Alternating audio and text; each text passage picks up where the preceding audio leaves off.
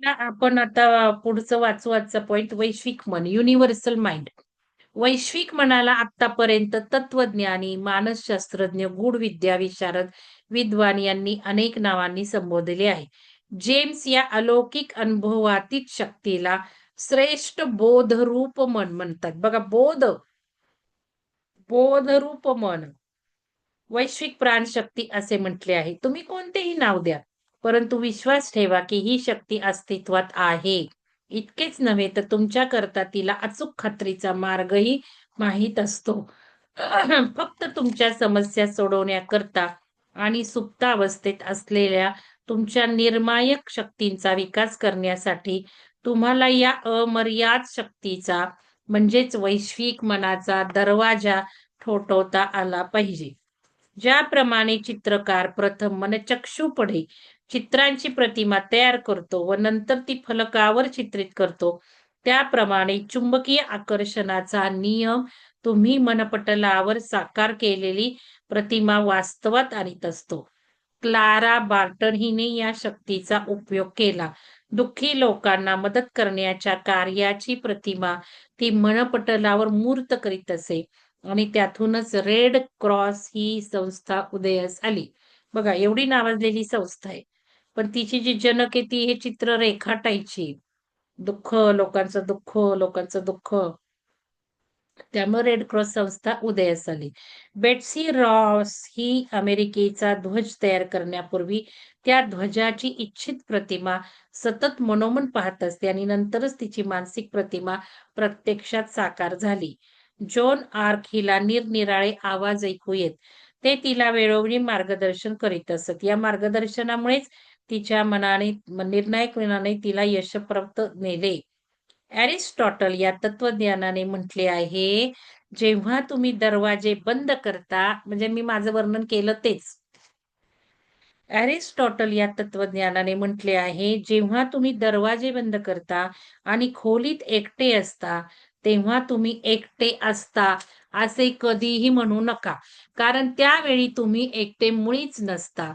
तुमच्या हृदयातील परमेश्वर आणि अंतर्मनाच्या गाभाऱ्यातील प्रतिमा तेथे असतात आणि तुम्ही जी कृती करत असता, तिचा प्रकाश पाहण्याकरता तो परमेश्वर आणि ती प्रतिमा उतावीळ झालेले असतात. म्हणजे आपण काय करतो ते बघायला.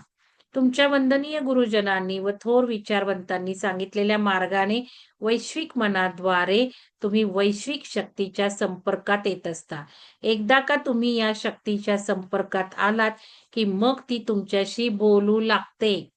तुम्हीही तिच्याशी बोलू लागता. हे सुद्धा तितकेच खरे आहे, की वैश्विक मनाच्या आता वैश्विक मन केव्हा आपण ट्यून होणार आहे? हायर चेतनेशिवाय होत नाही. चेतना खाली असेल तर कधीच इन्स्टिंक्ट्स येणार नाही. कधीच तिथनं मेसेज येणार नाही. कधीच गाईडन्स येणार नाही. मग चेतना हायर कशी करायची आपल्याला? चेतना म्हणजे अवेअरनेस, जाणीव. प्रश्न काय विचारलाय? लिहायचंय काय? विचारलंय काय? अपेक्षित काय आहे? हेच नाहीये. मग कसं जाणीव राहणार आहे? आणि जाणीव जर राहिली नसेल, आपल्याला काय चाललंय, काय होतंय, हवेत काय चाललंय, इकडं काय चाललंय, तिकडं काय चाललंय, समजून घ्यायची आकलन शक्ती नाहीये. कसं काही आपल्याला ते जोडलं जाणार आहे, मार्गदर्शन मिळणार आहे? आणि ही एक जंप नाही का, एकदा का त्यात चेतन गेलं की भराभरा डाउनलोडिंग होणारच आहे ना. मग हे इतकं खरं आहे, की वैश्विक मनाच्या संपर्कात येण्याकरता शरीर विश्रामित करण्याची कला तुम्ही आत्मसात केली पाहिजे. शरीर विश्रामात ठेवलं पाहिजे. तर या मानसिक गोष्टी होणार आहेत. तर विवेचन होणार आहे, बोध होणार आहे, मनन, चिंतन, लेखन होणार आहे. मी आज एका मॅडमना म्हटलं, त्या नसणारच आहे तिथे. मी त्यांना म्हटलं, "अहो, हे काय सगळं कामवाली सोडून कामं अंगावर घेतलीत आणि करत बसलाय. अहो, महत्वाचं काय आहे? शारीरिक आहे का मानसिक महत्वाचं?" तर त्यांनी मला शारीरिक महत्वाचं उत्तर दिलं. काय करू सांगा मी? हं? अवघडच आहे मग. त्याचप्रमाणे म्हटलं चाललंय काय? कुठं दिसत नाही, नाही ते नाही. मग म्हणे मी सगळी बाई काढलीन कामं करतीये. ठीक आहे. पण मानसिक पण महत्वाचं आहे. मग शारीरिक महत्वाचं आहे, मानसिक पण महत्वाचं आहे. मग ते इथे दिलंय ना, शरीर विश्रामित करण्याची कला तुम्ही आत्मसात केली पाहिजे. मग आपण डायरेक्ट झोपायलाच आराम करत असेल, तर कसं काय हे सगळं घडणार आहे? कमीत कमी शनिवार, रविवार त्यासाठी दिलाय ना, की बाबा 4 ते 5 पहाटेची वेळ, आत्ताची वेळ जरा थोडंसं मननचिंतन करा शनिवार, रविवारी. त्याचप्रमाणे वैश्विक मनाने तुमच्याशी बोलावे, तुम्हाला मार्गदर्शन करावे. त्याकरता तुम्ही त्यास अनुमती दिली पाहिजे. अनुमती लागते. म्हणजेच संकल्प लागतो.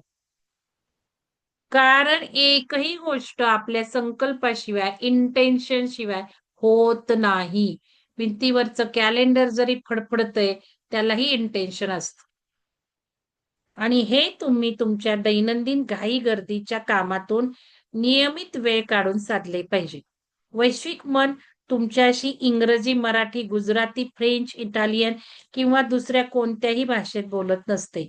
भावना आणि इच्छा याद्वारे त्याचे प्रकटीकरण होत असते.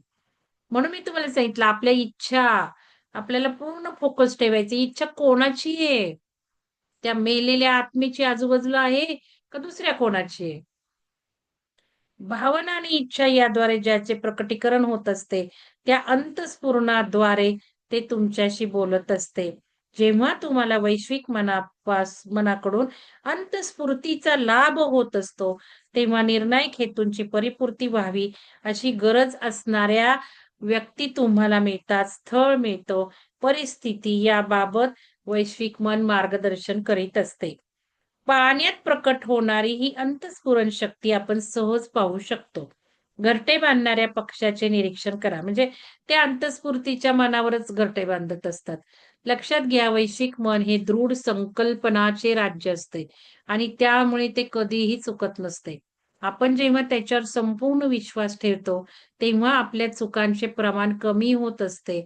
कारण त्यावेळी आपणास वैश्विक मनाकडून मार्गदर्शनाचा लाभ होत असतो. आता हे मार्गदर्शन तुम्हाला मंगलदैन करतीये का? बिलकुल नाही. हे वैश्विक मनच करतंय, की बाई हे पुस्तक घे, वाच. किती जुनं पुस्तक मी वाचलंच नव्हतं. माझं नुसतं संग्रही होतं. मी आधी वाचलं असतं तर फार मला कन्सेप्ट अजून जास्त डीपमध्ये पण आपोआप ते आलं, घ्यायला लावलं, वाचायला. म्हणजे हे वैश्विक मना थ्रूच होतंय ना. कार्यक्रमाचं. आता का अमृता मॅडम बोलल्या, "अहो ते शंकराचार्याची पुस्तकं." म्हणजे मला फटकारलं, आणून टाकलं, तुला फोर्सफुली घ्यायला लावलं आणि काय करत बसली तू? असंही असेल कदाचित संदेश. त्यांना म्हटलं फोटो टाका. मग आता परत ती पुस्तकं काढते, वाचते, चाळते, बघते. मग ती आधी घ्यायची का भगवद्गीता आधी घ्यायची ते पण बघू. आणि भगवद्गीता घ्यायचं माझ्या डोक्यात चालू होतं. ते भगवद्गीता आणि ते कृष्ण सुद्धा तसंच आलं. फोर्सफुली मुलांना द्या हे. मग त्याचंही प्रयोजन काही असेल तुम्हाला म्हटलं मी. मग आता ते कालपासून थोडंसं वाचायला लागले भगवद्गीता दुसरी. आधी जी ठरवली होती ती नाही दुसरी. मग त्याचा निर्णय व्हायच्या आतच हे लगेच या वाक्य बोलून गेल्या. मग त्याची आठवण करून दिली. मग बघू काय योग्य आहे ते. हे कोण करवून घेतंय? की ती ऊर्जाच करवून घेते. असंच ते वैश्विक मनाला आपण जोडलं की होत असतं. आपण ते समजून घेतलं तर. म्हणजे मी खूप विचार केला. तुम्हालाही माहिती आहे माझ्या मनातली मी काही स्पंदनं तुम्हाला मुद्दाम टाकत असते ग्रुपवर. शिकायला मिळावं, उदाहरण मिळावं म्हणून आणि परत ती सांगतही असते. मी म्हटलं मला तिथे गेल्या-गेल्या काही मोठे मी ठरवलं होतं तुमच्या सल्ल्याप्रमाणे वागायचं. छोटी-छोटी पुस्तकं मुलांना भेट द्यायचं आणि का परत ग्रंथ घेतले गेले? आणि मग ते एकाच ह्याचे का? श्रीकृष्णच का? भगवद्गीता एकच तेवढं सुद्धा म्हणजे हे मला समजलं नाही का? पण मी अशी वाहवत जाते. मी पण आहे. प्रत्येकाला काही गुण असतात, अवगुण असतात. मान्य आहे. माझे मिस्टर म्हटले, "तू लगेच हुरळून जाते." मला तर असं म्हणजे ती मुलं आली, समाजसेवा करतायत विद्यार्थी म्हटल्यावर मी हुरळूनच गेले ना. इतकी हुरळून गेले. वाह! काय समाजसेवा आणि पेपरला आलं होतं, किती विद्यार्थ्यांनी मदत केली, किती कोटींचा खप झाला तिथे पुस्तक प्रदर्शनात. तर ह्याच्यामध्ये तिथे मला काहीतरी इन्स्टिंक्ट्स आली. हे मी टिपलं. मी तर हुरळून गेले मान्य आहे. पण काहीतरी आलं आणि नंतर जेव्हा मी केलं, की असं का घडलं? मिस्टरांच्या वाक्यावर मी खूप विशेष मनन केलं, की का मग असं घडलं? काय आहे? मग ती इन्स्टिंक्ट्स काय होती? मग लगेच लिंकिंग लागलं, अरे हे श्रीकृष्ण, अरे हे भगवद्गीता एकच आहे. म्हणजे काय सांगायचंय? मग अमृता मॅडमना मी बोलले, ते पण सांगते आता, की मग मी म्हटलं, की असं आहे, की आता बघा कल्की, कल्की म्हणतात. म्हणजे कृष्णाचा विष्णूचाच अवतार ना आणि आपण तर बघतो महाभारताला आणि रामायणाला आलेच विष्णूचा अवतार आणि आता विष्णूचा अवतार कल्की, कल्की चाललंय. मग त्याबद्दल आपल्याला जाणू नको का घ्यायला? म्हणजे कृष्णाला जाणून घ्या. मग भगवद्गीता जशी आहे तशी. कारण ते ऑथरचं काल वाचलं ते म्हणतात बऱ्याच पब्लिशरनी काढून टाकली पुस्तकातली पानं आणि बदलवलं. काही मनाप्रमाणे. मला आता माझी ओरिजिनल आणायची म्हणून त्या पुस्तकावर नाव आहे जशी आहे तशी. मग हे का असं झालं? तर आता हे समजून घ्यायची गरज आहे. म्हणजे आता जे काही होतंय, ते जर आपण समजून घेतलं त्या कृष्णाला किंवा सनातन काय आपलं आहे कल्चर किंवा काय त्याला, तर आपण जास्त येणाऱ्या युगाला कनेक्ट नाही का होणार? हे प्रयोजन आहे की नाही? मग त्यांनी ते घ्यायला लावले की नाही? मग ते आता भगवद्गीता कोऑर्डिनेटरला पाठवल्या पण 3 कोऑर्डिनेटरला. मुलांना द्यायच्या ऐवजी कोऑर्डिनेटरला दिल्या मी त्या. ज्या कोऑर्डिनेटरनी कार्यक्रम घेतलेत, कोऑर्डिनेशन करतात. त्यांना म्हटलं, "आता हे वाचा कार्यक्रमात एकच भगवद्गीता आपण सगळेजण वाचू." मग कशाचं रूपांतर कशात झालं? का झालं? मनन चिंतनामुळे झालं ना. आता तर पुढं-पुढं त्याला काय जोडलं जाणार आहे? म्हणजे ह्या सगळ्या गोष्टी आपण विचार केल्याशिवाय वैश्विक मनही आपल्याला देत असतं. पण आपण ते जाणीवीत आणलं पाहिजे, की अरे हे वैश्विक मनाने केलेलं आहे. मग त्या ऊर्जेला धन्यवाद दिले पाहिजे. ग्रॅटिट्यूड दिलं पाहिजे. अॅक्नॉलेज केलं पाहिजे. समजून घेतलं पाहिजे कसं घडलं? का घडलं? कशासाठी घडलं? तर आपण जगात काय आलं? पुस्तक दाखवते की. पुस्तक दाखवते तुम्हाला. 1 मिनिट हां.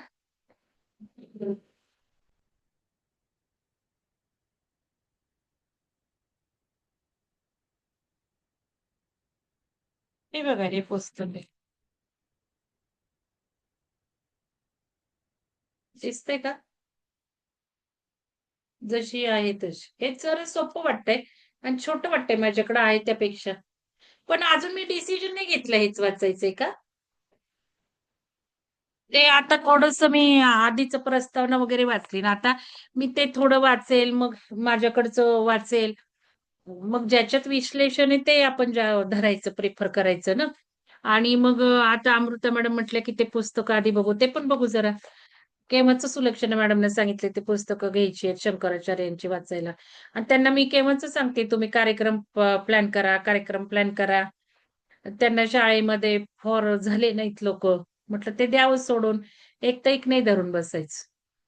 शाळेत ते लोकं म्हटले, की खूप लोकं येतात असे.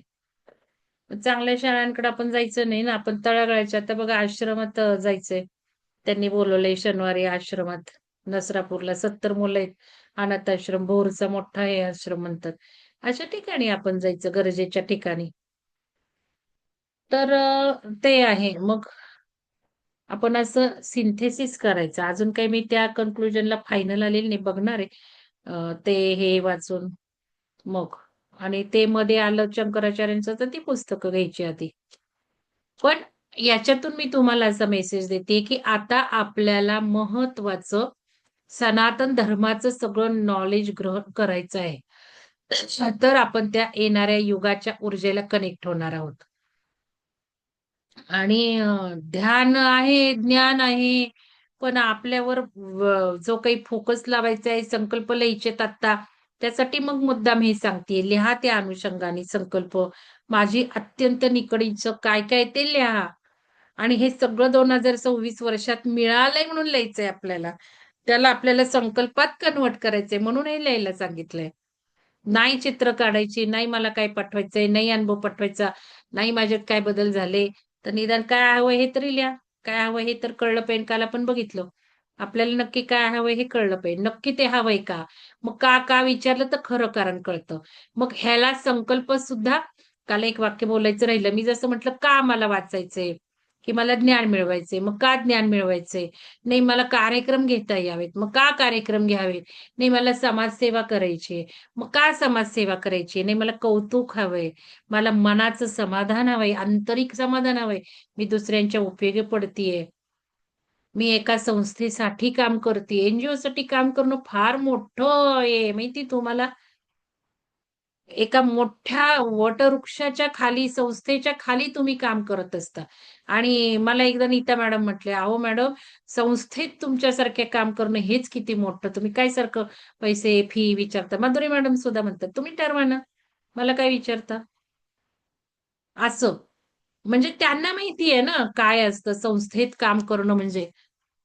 मग हे किती महत्वाचं आहे. मग मला समाधान हवंय. एका संस्थेसाठी मी काम करते. मला आंतरिक म्हणजे त्याला मोठं रूप येतं ना.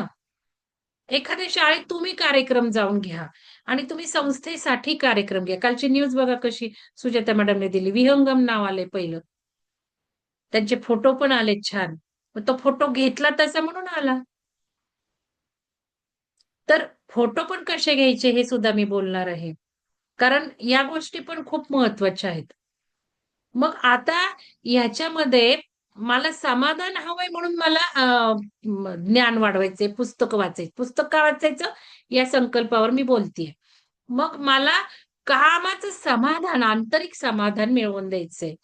मग का समाधान हवंय मनाला? मग सुखासाठी तर जीवनाचं हे आहे ना. किंवा मग मला कौतुक पण हवंय. मला माझ्या कामाचं अप्रिशिएशन हवंय. मला सारखं घरात बसून नकोय. माझी व्हॅल्यू नाही. माझं सेल्फ इस्टीम नाही. मला कोणासाठी अमूल्य असं वाटेना झालंय. माझ्या जीवनाला काही अर्थ नाहीये.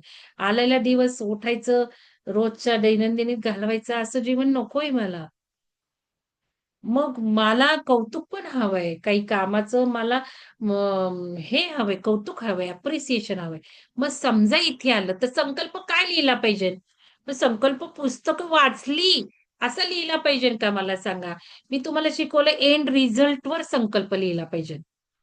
मग माझी आंतरिक गरज काय आहे? तर माझी आंतरिक गरज माझं कौतुक होण्याची आहे. मग भले ते पुस्तक वाचून एवढ्या सगळ्या गोष्टी केल्याच पाहिजेत का? मग एंड रिझल्टवर आपण लिहू ना. मग लिहिताना संकल्प असं लिहू, की माझं पुस्तक वाचून कार्यक्रम पार पाडून मला आंतरिक समाधान मिळालेलं आहे. असं होईल ना संकल्प. म्हणजे पुस्तकंही वाचली मी, कार्यक्रमही घेतला. नाहीतर मी पिरामिडमध्ये देतेच की तुम्ही कार्यक्रम घेण्यासाठी घ्या. एक एक 2 जणी तरी आल्या का कार्यक्रम घ्यायला? ज्या वाचल्यात पुस्तकं, नेल्यात त्या उद्देशाने त्यांनी. मग दरवेळेला सुजाता मॅडमनी यायचं, दरवेळेला सुचेता मॅडमनी यायचं, अमृता मॅडमनी यायचं. दरवेळेला तीच एक तरी वेगळी व्यक्ती होती एका जागी. मध्ये झाली. हे एक उदाहरण सांगते. मग आपण संकल्प लिहिताना वाचन, पुस्तक वाचन असं न लिहिता कार्यक्रम होऊन आंतरिक समाधान म्हणजे चांगलाही कार्यक्रम झाला मला. माझ्या समाधान मिळालं. भले लोकांनी मला कौतुक नको करू. पण कौतुक जर आपलं नीड असेल, तर तिथे लिहिलं पाहिजे. पुस्तकं वाचली, कार्यक्रम घेतला, लोकांना खूप आवडला, मला समाधान मिळाले. म्हणजे 4 यात गोष्टी झाल्या. एंड रिझल्टवर लिहिलं तर फार उत्तमच. शॉर्ट पुस्तक वाचनातून कार्यक्रम घडून असं काही तुम्ही तिथे कळलं पाहिजे ना. मग कुठली पुस्तकं वाचायची ती लिहिली पाहिजेत. या गोष्टी हे जे आज घडतंय ते माझ्या संकल्पानेच घडतंय लक्षात घ्या. हे मला लिहावं लागलं. ही 2 पुस्तकं घ्यायची आहेत, वाचायची आहेत. मग त्याच्यासाठी बदलला गेला चक्राध्यान. इतकी शक्ती आहे आंतरिक. चक्रध्यान काय असंच वाटलं असेल ध्यानातनं किंवा काय. मी ते फारसं संकल्प लिहून नाही आलेलं चक्रध्यान. हे आलं होतं. त्यामुळे त्यांनी फटकारलं त्या चक्रध्यानाला किंवा वैश्विक ऊर्जेने करून घेतलं आणि हीच गरज नाही का जास्त आता. हीच जास्त गरज आहे. तर तर आता तरी ही गरज आहे. कारण माइंड अँड सोल झालाय नुकताच, तर त्याला हे लगेच रिपिटेशन छान होऊन जाते. ध्यानाचा पण उपयोग होतोय. ठीक आहे. तर मग आता म्हणून एंड रिझल्ट आपल्याला संकल्पात पाहिजे. मग माझ्या गरजा तुम्ही लिहा ना आता. अशा गरजा लिहा त्याच्यावर संकल्प करा. म्हणजे नक्कीच 2026 मध्ये ते मिळेल आपल्याला सगळं. कौतुक मिळेल, एकांतपणा मिळेल, ध्यानाला वेळ मिळेल. माझं ध्यान अत्यंत प्रगतशील होण्याची गरज आहे आता. किती वर्ष मी तिथेच आहे. माझ्यात बदल नाही. गरज लिहायची. आपल्याला गरज म्हणून बघायचंय आता संकल्पांकडं. इच्छा म्हणून बघायचं नाही. मग गरज आहे म्हणजे मस्ट आहे. मला ते घडलंच पाहिजे. मी त्याच्यातही सांगितलं घडलंच पाहिजे, हवंच आहे. एकीकडे ठेवा, उजवीकडे ठेवा आणि मग काय मिळालं, नाही मिळालं तरी चालेल. ते डावीकडे ठेवा. मग इथे निर्णायक शक्ती इच्छेद्वारे योग्य मार्गाने जात असते. सृजनशील बुद्धी इथे काय लिहिलंय? वैश्विक मन दृढ संकल्पनाचे राज्य असते. आपल्या चुकांचे प्रमाण कारण त्यावेळी आपणास वैश्विक मनाकडून मार्गदर्शनाचा लाभ होत असतो. ज्ञान मिळवण्याचा हाच मार्ग आहे. वैश्विक मनाने आतापर्यंत अनेक थोर शास्त्रज्ञांना, वंदनीय गुरुजनांना मार्गदर्शन केलेले. आपण बघतो ना, मोठे मोठे ग्रंथ कुठून लिहून होतात? चैतन्यद्वारेच होतात. त्या चैतन्याला ट्यून झालं की तिकडनं सगळं येणारच आहे. मग सगळे ग्रंथच्या ग्रंथ लिहून झालेले आहेत. निर्णायक शक्ती इच्छेद्वारा योग्य मार्गाने जात असते. सृजनशील बुद्धिमत्तेमुळे तिची निर्णायक शक्ती इच्छेद्वारा योग्य मार्गाने जात असते. ज्यांना निर्मिती करण्याची तसेच जीवनात पुढे जाण्याची आणि मानव जातीची प्रगती व कल्याण करण्याची इच्छा असते, अशा व्यक्तींच्या आकर्षित करणाऱ्या विचारांवरच आपले सर्व जग उभारलेले आहे. इच्छा हे परिपूर्तीचे बीज असते. तुमचे मन जो विचार करते, जो विश्वास ठेवते, जी कल्पना करते आणि ज्या प्रतिमा तयार करते. लिहा 4 शब्द. इथे इच्छा हे परिपूर्तीचे बीज असते. मन, विश्वास, कल्पना, प्रतिमा केवढ्या महत्वाच्या आहेत. त्या सर्व तुमच्याच बाबतीत वास्तव ठरल्या पाहिजेत. निर्णायक बुद्धिमत्ती तुमच्याशी अंतःस्फूर्तीद्वारे बोलत असते. काहीतरी निर्माण करण्याकरता या अंतःस्फूर्तीचे एक इच्छा म्हणून प्रकटीकरण होत असते. आत्यंतिक इच्छा जादूसारखे कार्य करीत असते. जेव्हा तुम्हाला एखाद्या गोष्टीची आत्यंतिक निकड असते, म्हणजे आपल्याला निकड समजा पैशाची आहे. तर आपण पैसे कमी आहेत, कुठून मिळवू, कोणाला मागू, लोन काढू का? मग काही मी योगाचे क्लासेस घेऊ का? का मी पेंटिंगचे क्लासेस घेऊ? का मी नर्सरी उघडू? कसे मी पैसे मिळवू? कसे मला पैसे मिळतील? का मैत्रिणीला मागू? का घरून आणू? माहेरून आणू? आपण असे विचार करतो. त्यामुळे ते आपण त्याच वस्तुस्थितीला राहतो. पैसे पाहिजेत? पैसे पाहिजेत. पैसे कुठून आणू? कोण देईल? काय केल्याने मिळेल? या स्थितीला राहतो. आपण विचार कसा केला पाहिजे? पैसे मिळाले, पैसे आले, डोकं बंद. पैसे मिळाले तर काय-काय करूयात बरं पैशातून? चला पहिल्यांदा घराची डागडुजी करू. चला कधी डागडुजी करू? प्लॅन करायला सुरुवात करायची. जानेवारी रिनोव्हेशन करायचं. मग खरेदीला कधी जाऊ? मुलांना हे आणायचं. कधी जाऊया? चला 26 जानेवारीला जाऊ. प्लॅन. पैसे असल्यासारखं वागलं पाहिजे. पैसे असल्यासारखं सगळं गोळवलं पाहिजे. मग कोणी दिलंय, काय दिलंय, काही विचार नाही करायचा. आले बाबा पैसे. ती बघून घेईल ना. वैश्विक मन बघून घेईल ना. म्हणून इथे लिहिलंय, आत्यंतिक इच्छा जादूसारखे कार्य करते. खरोखर या जादू असतात. खूप तीव्रतेने आपण आहोत, पैशामध्येच आहोत, मिळालेच आहोत, एन्जॉय करत आहोत. व्हिज्युअलायझेशन जाऊ देत, सिनेमा जाऊ देत. विचार करायला लागा, प्लॅनिंग करायला लागा. असल्यासारखं वागायला लागा. तर हे मग जादूसारखे कार्य करते. जेव्हा तुम्हाला एखाद्या गोष्टीची आत्यंतिक निकड असते, तेव्हा तुमच्या इच्छेचा तुमच्या मनावर अंतर्मनावर खोल ठसा उमटत असतो. म्हणून त्या आत्यंतिक गरजा लिहायला सांगितल्यात. मग ही इच्छारूपी भावना तुमच्या नसा व स्नायू याकडे संक्रमित केली जाते. बघा, इच्छारूपी भावना. इच्छारूपी भावना तुमच्या नसा, नर्व्हज आणि स्नायूंकडे संक्रमित केले जाते आणि मग तिचा उद्रेक होण्याकरता मग तुम्ही प्रयत्न, मग आपोआपच हलवलं जातं. जा. मग ते योगाचे क्लासेस घे, नाहीतर नर्सरी काढ, नाहीतर पेंटिंग कर. आपोआप सगळं सुरू होतं. धक्के लागतात, धक्के. इच्छेविषयी एक महत्वाची गोष्ट लक्षात ठेवा. तुम्हाला नवनिर्मिती करायची जर इच्छा असेल, तर तुमच्या अंतरंगात सुद्धा परिपूर्ततेची साधने हवीत. मी तेच सांगितलं, परिपूर्तता पाहिजे. आपल्याला परिपूर्ती आली, म्हणजे दुसऱ्या शब्दात तुमची इच्छा कोणतीही असो, ती वास्तव होण्याकरता तिच्याबरोबर कुवत आणि क्षमता हे 2 यंत्रज्ञ असायलाच हवे. कुवत पाहिजे विचारांची, क्षमता पाहिजे विचार करण्याची, बाकी कसली नाही. जे अतिशय सोपं आहे, की निगेटिव्ह विचारांना कट करा, तरी ग्रुपवर टाकणारच. नाही, नाही, नाही, नाही, मला नाही आज क्लास करणं होत. अरे घ्या ना त्या क्लासची गोळी सुद्धा. तुम्हाला खरोखर सांगते, काही प्राणायाम असंच केलं पाहिजे असं काय झाला माझा प्राणायाम, वाढली माझी छातीची कपॅसिटी, वाढणार आहे ना. प्रत्येक वेळेला टाकलीच पाहिजे का? मी नाही क्लास अटेंड करू शकत. मला हे झालंय, मला ते झालंय. तुम्ही गोळ्या घ्यायला शिका, गोळ्या. ध्यानाची गोळी, योगाची गोळी, प्राणायामाची गोळी कधीतरी हां. नाहीतर म्हणाल गोळ्याच खाते. असं नको व्हायला. म्हणजे या शब्दात तुम्ही काय-काय तयार करा. चला आज जायचंय, क्लास होणार आहे. चला प्राणायामची गोळी. प्रवासात जाता-जाता डोळे मिटा, झाला प्राणायाम. Imagination is everything. आइन्स्टाईननी म्हटलंय, माझं काहीही यात नाही. Imagination is everything. मग कधीतरी असं शिकलं पाहिजे. हे किती सांगतेय सारखं-सारखं तरी ग्रुपवर टाकणारच. ग्रुपवर टाकणारच. म्हणजे दुसऱ्या शब्दात तुमची इच्छा कोणतीही असो, ती वास्तव होण्याकरता तिच्याबरोबर कुवत आणि क्षमता हे 2 यंत्रज्ञ असावेच हवे. प्रत्येक व्यक्तीने जे काही योग्य ज्ञान संपादन केलेले असते, त्याकरता तिला प्रथम इच्छेद्वारेच सुरुवात करावी लागते. ज्ञानाचं सुद्धा इच्छेनेच सुरुवात होते. इच्छा असेल तर येणार ना. इच्छेशिवाय काय येणार आहे? बीजच पेरली नाही तर काय होणार आहे? काही नाही होणार बीज पेरल्याशिवाय.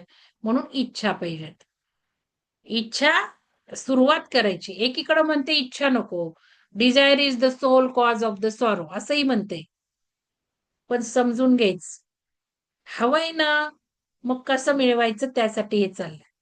पण ते हवंय नाही मिळालं तरी व्यवस्थितच पाहिजे. त्यासाठी ते डिझायर नको. संपवायच्या डिझायर, पैशाच्या डिझायर, घराच्या, बंगल्याच्या, गाड्याच्या, दागदागिन्याच्या, सौंदर्याच्या, शरीराच्या, वजनाच्या सर्व डिझायर कुलपामध्ये बंद. आता फक्त डिझायर समाजसेवा, समाजसेवा, समाजसेवा. दुसऱ्यांचंही, दुसऱ्यांचंही, दुसऱ्यांचंही. कारण दिवस कमी राहिलेत. कर्माचं पारडं जड करायला आपलं. इथलं पाप मागच्या जन्मांचे दुष्कर्म काढून फेकून द्यायला. चांगलं करा, चांगलं करा, चांगलं करा. थोडे दिवस राहिलेत जायला आता. मग जेवढं-जेवढं देता येईल, जेवढं-जेवढं करता येईल ते सगळं करायचंय आता. त्या इच्छा, त्या डिझायर निर्माण करायच्या. त्याच्याशिवाय विचार करायचा नाहीये. आणि मग आपोआप इकडं पडायला लागतं की नाही बघा. हे करायला लागलो की इकडं आलंच. हे करायला लागलो की इकडं आलंच. निसर्गाचा नियम आहे हो. नको असलं तरी बदबदून मिळतं मग. नको असलं तरी बदबदून मिळतं. मग करून बघा ना हे सुद्धा आता त्याला सोडून द्या. रिलीज करा. बंगल्याला रिलीज करा. घराला रिलीज करा. हेच विश्व, हेच आपलं घर. रिलीज करा. मग कसं टपकतंय बघा आयुष्यात. काही वेळेला हा पण नियम लागू पडतो. आपण ज्यावेळेला सोडून देतो त्यावेळेला लगेच मिळतं आपल्याला. असं करू नका. मनातून हं, अगदी प्युअर माइंडनी आणि सगळा फोकस दुसरीकडे लावा. दुसऱ्यांच्या सेवेसाठी लावला, तर होणारच होणार आहे भलं. ज्यासाठी आपण आता आयुष्यात आलोय, जन्म घेतलाय, तेच करायचं आहे आपल्याला सगळ्यांना. म्हणजे मी तुम्हाला अजून थोडी हिंट देते, की जी आता अमृता मॅडमला दिली, की हे उच्च ज्ञान आपण घेतोय ना, त्याचे दिवस खूप आता प्रकर्षाने ही गरज वाढणार आहे. खूप लोकांपर्यंत हे पोहोचवायचंय आणि लोकं ऐकणार आहेत आपलं. लोकांना याची गरज भासणारच आहे. लोकं याकडे वळणारच आहेत. म्हणून आपल्या धर्माचं, आपलं सनातन ज्ञान, शंकराचार्यांचं वाचन करून, श्रवण करून, मनन करून, चिंतन करून आत्मसात केलंच पाहिजे. आपण जे पंचतत्व शिकतोय, जायचंच आहे पुढे पंचतत्वात. काढून टाकणार आहे मी 31 तारखेला त्यातनं उडवून टाकणार आहे. ज्यांचे 2-2 साधक झालेत, ज्यांनी काही व्यवस्थित केले त्यांनाच पुढे मी त्या 5व्या याला नेईल. काही मला गरज नाहीये तुम्हाला सांगते. कारण काय आहे ना, तुम्ही शिकताय पण तुम्हाला साधं स्वतःवर चिकित्सा करायची नाही. तुम्हाला दुसऱ्यांवर करायची नाही. मी काय जरा प्रश्न विचारले तर तुम्ही लगेच त्रासून जाता. टेबल समोर ठेवत नाही. आम्हाला कोणी टेबल दिला होता काय? आम्ही व्हिडिओ बघूनच शिकलो. आणि किती सुंदर आम्ही शिकलो पहिल्या बॅच. मग हे तुम्ही नाही केलं ना, तर काय पुढं ज्ञान घेऊन उपयोग आहे का?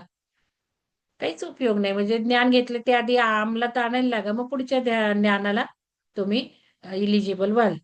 तर ती वास्तव होण्याकरता तिच्यावर कुवत आणि क्षमता प्रत्येक व्यक्तीने जे काही योग्य ज्ञान संपादन केलेले असते, त्याकरता तिला प्रथम इच्छेद्वारेच सुरुवात करावी लागत असते. इच्छा करताना सुरुवातीस आपली इच्छा फलद्रूप होणार नाही, असे अनेक लोकांना वाटत असते. परंतु स्वतःवर व निर्णायक शक्तीवर त्यांनी निष्ठा ठेवली, तर प्रज्ञा, कौशल्य, क्षमता यांच्या साहाय्याने इच्छेला प्रत्यक्षात आणण्याचे शक्य होईल. ठीक आहे, आता प्रेमाचं सामर्थ्य सांगितलंय. प्रेम म्हणजे काय हे समजून घेण्यापूर्वी प्रेम कशाला म्हणायचे नाही, हे आपण आधी जाणून घेऊयात. प्रेम म्हणजे तिरस्कार, हिंसा, महत्वाकांक्षा किंवा स्पर्धा नव्हे. प्रेम म्हणजे मोह भुरळ नव्हे.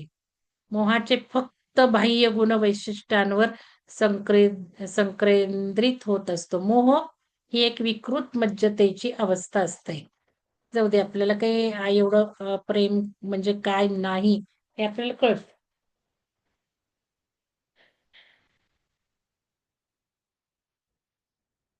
प्रेम म्हणजे काय? प्रेम ही आकर्षित करणारी, जोडणारी, सम्मिलित करणारी एक वैश्विक शक्ती होय. कोणत्याही गोष्टीपेक्षा प्रेमाची तहान माणसाला अधिक लागते. आपल्या सगळ्यांना आहे. ते काही नवऱ्याचंच प्रेम मिळावं, मुलांचंच प्रेम मिळावं असं काही नाही. कोणाकडूनही प्रेम आपल्याला मिळावं अशी आपली नॅचरल इच्छा आहे, गरज आहे.